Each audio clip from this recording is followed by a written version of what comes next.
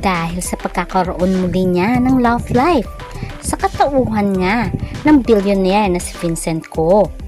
Kaya naman marami talaga ang nais na sila na ang magkatuluyan. At ang nakakatuwa pa ay kinantahan pa nga ni Vincent Ko itong si Bea. Ganito niya kamahal si Bea Alonzo na matagal niya rin pala itong niligawan. Kaya naman ang tanong ng karamihan, since ay nasa tamang edad na sila at si Bea ay malapit ng mag-40, meron na kayang plano si Vincent Ko sa kanya? At anong katotohanan? Na kesyo engaged na daw ang dalawang ito at this year ay magpapakasal na. Ating alamin ang buong katotohanan.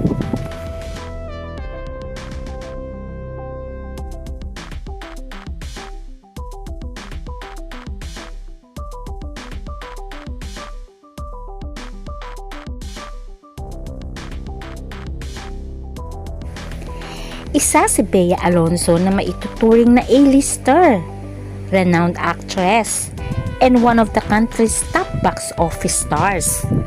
Kaya naman maraming humahanga sa kanya. Lalong sumikat ang pangalan ni Bea Alonzo na magtambal sila ni John Lloyd Cruz, kung saan lahat ng teleserye at movies nila ay talaga naman tinangkilik ng masa.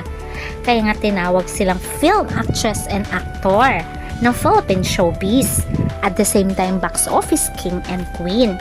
Hindi man sila nagkatuluyan sa totoong buhay na nais ng mga fans, pero mag-best friend naman silang dalawa, kung saan ay ipinakilala nga din ni Bea ang bawat boyfriend niya kay John Lloyd. At in-invite pa nga ni John Lloyd itong si Bea na kumain or mag-dinner sa bahay nila kasama si Vincent Ko. Siyempre daw ang magluluto ang kanyang girlfriend na walang iba kundi si Isabel Santos. Kaya maganda ang kanilang relationship with Bea. Kaya naman ay maraming fans ang masaya na sana daw one day ay makitang muli si John Lloyd at Bea na gumawa ng teleserye at pelikula. Bago maging boyfriend ni Bea Alonzo ang billionaire na si Vincent Ko, ang huli niyang nakarelasyon ay walang iba kundi si Dominic Roque, kung saan ay nag-propose pa nga ito kay Bea. Unfortunately ay hindi rin tinuloy nitong si Dominic ang kanilang kasal ni Bea until sila ay maghiwalay na lamang. Hindi naman sila nagsiraan sa social media, pagkus ay friends pa rin naman sila. Ngayon ay may girlfriend na rin si Dominic sa katauhan ni Sue Ramirez, samantalang si Bea ay natagpuan niya muli ang lalaking magpapatibok sa puso niya. Walang iba kundi ang billionaire na si Vincent Ko. Ang relasyon ni Bea Alonzo and Vincent Ko ay isang high-profile couple in the Philippines at kinumpirman nilang kanilang relasyon August 2025. Kaya naman maraming masaya kay Bea dahil si Vincent Ko ay isang bilyonaryo. Siya ang president of Pure Gold Prize Club Incorporation at ang eldest of the billionaire tycoons Lucio and Susan Ko. Kaya naman sana sila na lang daw ang magkatuluyan.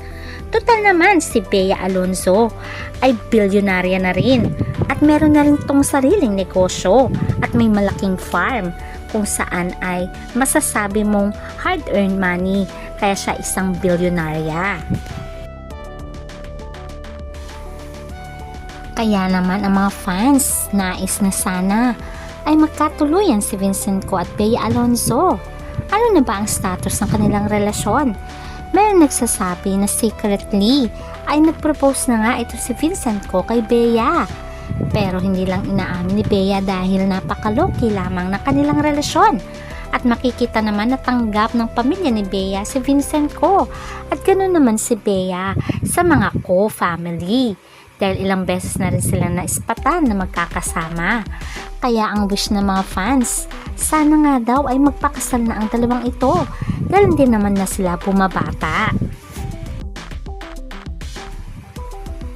Tulad na lamang ng sinabi ni Vincent Ko na willing niyang pakasalan si Bea Alonzo. Kaya marami ang nag-wish na sana this year ay ikasal na silang dalawa.